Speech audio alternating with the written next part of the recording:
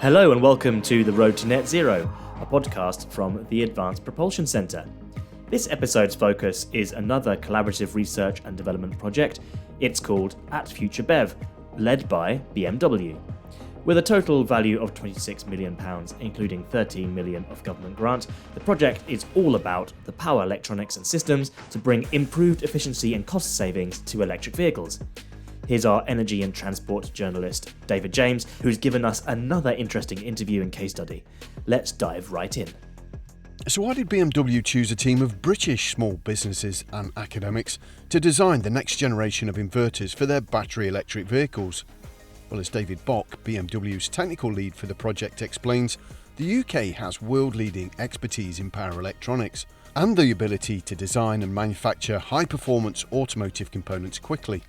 The project team was put together with the support of the Advanced Propulsion Centre and included Custom Interconnects Limited, the Compound Semiconductor Applications Catapult, Lyra Electronics and the University of Warwick, as well as BMW engineers working out of the Mini factory at Oxford, where we went along to meet up with David Bock to find out more about their Advanced Technologies Future Battery Electric Vehicle project. So, David, just tell us a little bit about your work at BMW. I've been working for BMW for about 12 years now, actually 12 years in March. My background is power electronics for BEVs. I've been doing this for about 25 years. And I came into BMW as a specialist for power electronic engineering for EV powertrain. What I've been specializing in is the inverter topics. So this is power electronics for traction. And I've been developing some functional stuff initially, but actually then switching over to inverter design, system for inverter, and the core components around the power electronics, so those high value items. So let's move on to Future BEV. It's a project where BMW is the leader on this project, but you're not alone. Just give us an introduction to Future BEV and then we'll get into some detail. Well, at Future BEV, quite often it's abbreviated, it's an abbreviation, it's Advanced Technologies, which is the ad part of Future BEV. And what we were looking at is accelerating the technologies that do CO2 reduction into the battery electric vehicles. So we look at the power electronics. Of course, a BEV is automatically more efficient in combustion, but we were looking at how can we make that better. So we were looking at reducing the development cycle, and how can we do that? We bring in partners with expertise. So we did a very deep recruiting exercise. I spent a few weeks in the UK going around lots of companies, looking at what technologies they could bring to the business and could they be a good fit. So we looked at Catapult is a very good partner for us. They're very good technology. We looked at some SMEs. So we looked at Custom Interconnect for manufacturing, Lyra for design expertise, and actually the group came together very, very well. It was a really strong collaboration. What are you trying to achieve, and I guess, how are you trying to get there? Advanced technologies. So, of course, power electronics I would say they've been around a long time. I've been doing this for 25 years. People are only thinking about battery electric vehicles in depth now, but actually they've been around a long time. And what we're looking at is how can we make them even more efficient?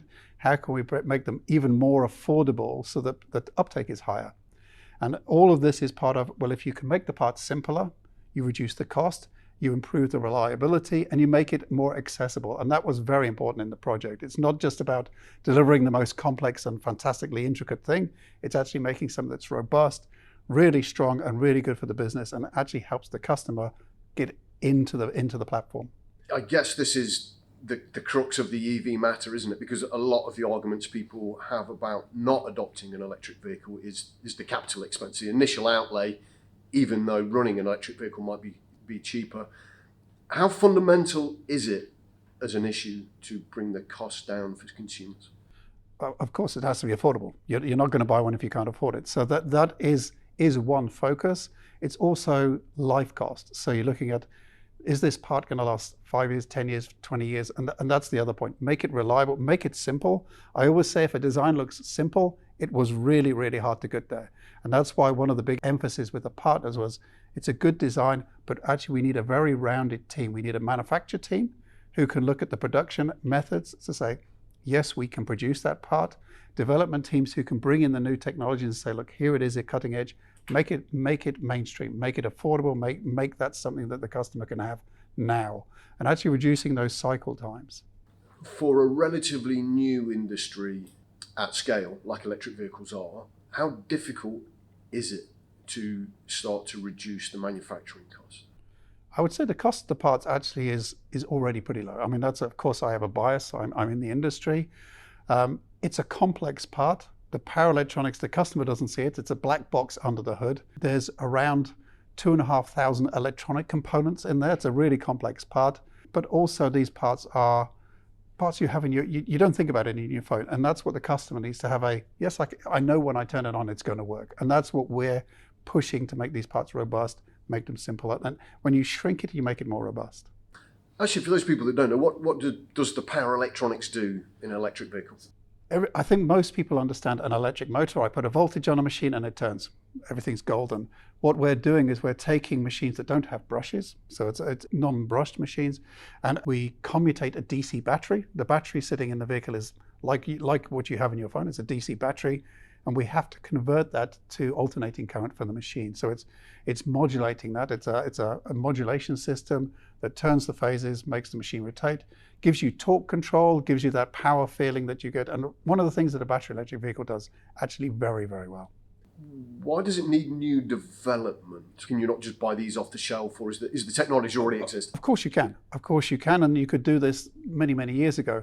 The question is we're squeezing systems that when I started in this industry 25 years ago, we were doing very well to get 80% efficiency at the system.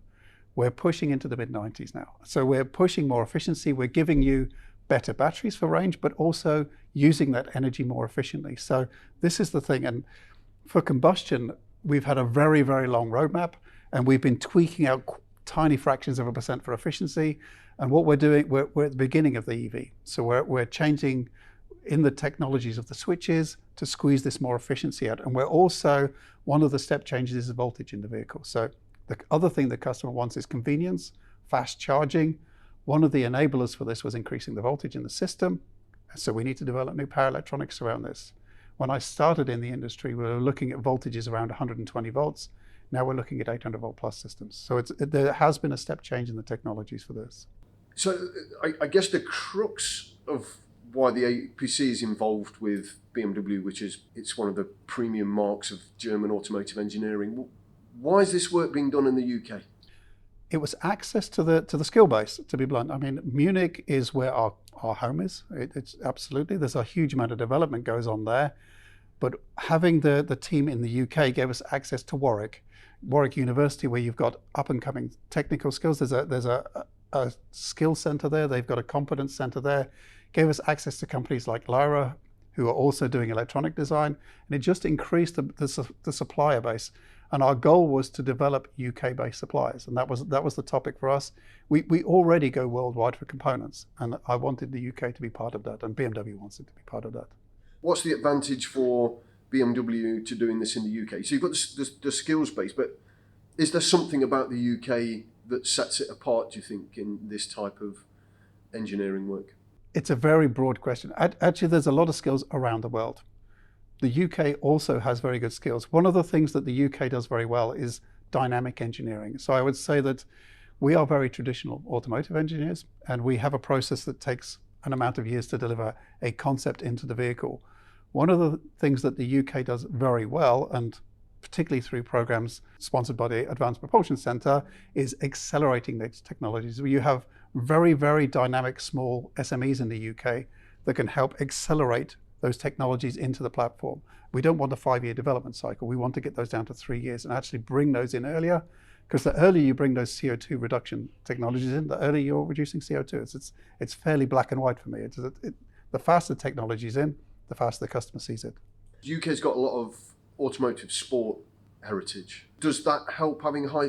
I suppose the UK's, in terms of automotive terms, is quite a pedigree of high performance and prestige vehicles. I think this is part of the very fast response that you get in the UK. So one of the things we did at Oxford is we engaged a lot of small local companies. And this is one of the things that happens very well in the UK. If you need to test something, you can build it very quickly here. The partners were very responsive at making fast changes, and we could build those parts quickly and implement the change and see if it works.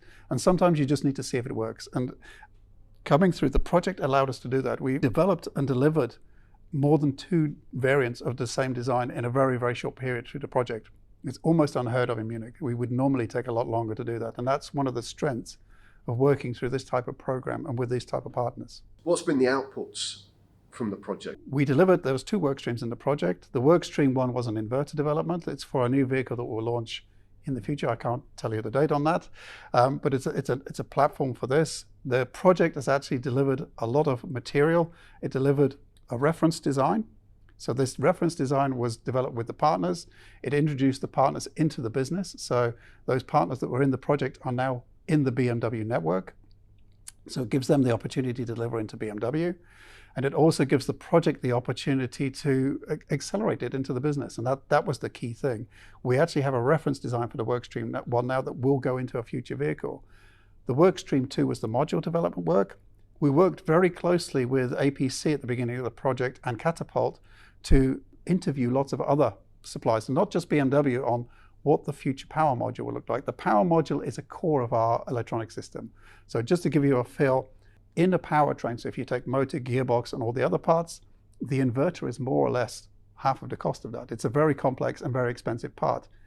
In the inverter, there is one component that covers nearly half of the cost of that electronics. So you imagine a part that's several €100, and half of that cost is a single part. We have over 2,500 parts in there, but one of them is taking that cost. And we said, actually, that's why we focused on the inverter and for workstream 2 on the power module, because for all of industry, we want to try and understand what a standard product would look like and say, actually, you need this size, you need this voltage, and work it like this. And that was one of the key things with the workstream 2, developing this standardized module. This project's been supported by the Advanced Propulsion Centre. Just talk about the benefits that APC have brought. So one of the things that worked very well with the APC was actually introduction to the partners. So actually, I think we wouldn't have made Catapult without the APC, and they've been a very strong partner in the project. Lyra and the other partners were enabled by the APC program. So of course, BMW is a fairly big company, and we can always go out and scout, but actually having a core center of competence like the APC to go in and say, look, who is a good partner for this, and getting some steering from them is very, very strong. And they've been very supportive of the project. So it's been a really strong, actually they are a partner in the project. Now, the financial support that APC brings is effectively taxpayers' money. What's the return on investment for the UK as a nation? Well, the partners are UK partners. The partners in the UK are now introduced into the BMW network. So for them, it's future business, and we did a lot of work introducing them to our quality systems, what they have to reach to deliver to us. You can't just rock up the BMW and deliver stuff. You need to go through our quality system, and you need to be qualified. And we put a lot of effort into doing that with the partners, and actually delivering not just to Munich, but to other parts of BMW. The other thing we did was dissemination. So it's important for BMW that, we can be very selfish and say it's all ours, but actually we did a lot of dissemination within the project where we went out and we had a huge education program. So our interns were going out and presenting at universities, engaging the next generation of engineers. This is really important. I'm quite passionate about engineering. And what was important to me is actually, in some years I'll be retired, and I want those enthusiastic young people to backfill. I want them coming in, and I want them to have a passion for I've been doing it long enough I wouldn't have been doing it if I wasn't passionate about it. And actually, I want those young engineers to come in and backfill. And we've had a very strong program through Oxford. It's really encouraging. They've got a very good intern program here. The interns come through, they're here long enough to teach them, and actually we educate them in the power electronics, and that goes out wider. So it's not just BMW benefiting from that. Where the interns go afterwards benefits from all that training. Is there anything else we've not talked about the project you think is important to touch on? For me, one of the key things with the project actually is the people that have come through the project. So over the years we've been running the program, there has been with the partners, and even internally we've had some turnover of staff. But actually everybody who comes through the project, we had a training program within the project for everybody. So actually we used this room was used for training. All of the partners came in and were taught, actually this is a power electronics, this is an inverter, this is the core elements. And they all have that knowledge to go forward with, which means that they can offer that not just to BMW, it's going out wider to increase that skill base, again, making it more accessible to the end user, because we all benefit if this technology comes to market quicker. On a personal level, how rewarding has this project been? I think one of the most rewarding things, of course, it's rewarding when you build something and it works. That's always rewarding. So for us, We designed something, when we started the project, it was a blank sheet. We came in with a blank sheet, and within a couple of years, we were sitting at Warwick, actually putting our equipment on a test bench, running machines, and that's a huge reward. When you see a couple of thousand components come together from various partners and actually turn it on and it works, that is, of course, rewarding. One of the other things that's been rewarding for me on a personal level is the intern program for us. Seeing these people come in from university, they're fairly green, of course, they've been doing their studies and they understand it, but bringing them in and training them for inverter-specific topics, and seeing them leave with that knowledge and the enthusiasm I see from the young people is really encouraging. In terms of the speed of the development here, has this been unusual? Has this been a successful from an engineering? Absolute success from an engineering delivery. One of the freedoms we had from Munich was actually a freedom to operate, and we were allowed to make our own decisions, and that was one of the enablers for the speed. And we had a very focused team, and we had electrical mechanical engineers, electronic engineers, software engineers sitting together, and it meant that you could make decisions incredibly quickly. So normally where you'd go off and you might spend 2 or 3 weeks presenting this, debating this, actually when you sit opposite the guy, you can ask the question and you make a decision this fast. And this is why we were so quick. And this is one of the really strong parts, even with the partners. If you have a question for the partners are incredibly responsive, and you can make these, and this is why we delivered it so quickly. Really an enabler for this type of technology. Yeah, how important is that going forward for what is effectively quite a new industry? It's new to you. I mean, as I said, I've been doing this 25 years. So I think it's very important, but what is new to the industry is the volume. When I started this some years ago, the vehicles were in the tens of thousands. It's a lot to you and me, but it's not a lot at an industry level. We're now in the millions of vehicles. The resolution needs to be better. When you get that, the quality control needs to be better. And this is one of the things we're working on. It's actually every single component needs to be analyzed. And this is the point. You have to get the resolution up. You have to make those parts not just function, but function well and function for a long time.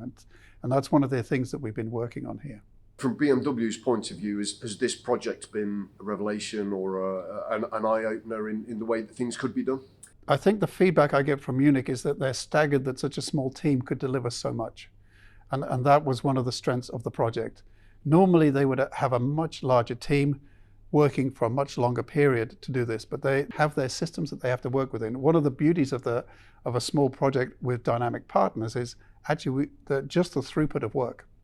But I think that's partly due to the drive of the partners and the team members. It was a very small, it's a family team, I would say, almost. And everybody has a lot of respect for each other, and it was a family. And so everybody's motivated and everybody wants to deliver. And that's part of the culture of the project, actually. David, thank you very much. No problem. Thank you for taking the time to listen to this episode of The Road to Net Zero. Please do subscribe to the podcast. To find out more about this project and the work of the Advanced Propulsion Centre in accelerating our progress to a low-carbon transport future, visit apcuk.co.uk. Thank you, David. And yes, be sure to subscribe, and we'll see you next time on The Road to Net Zero.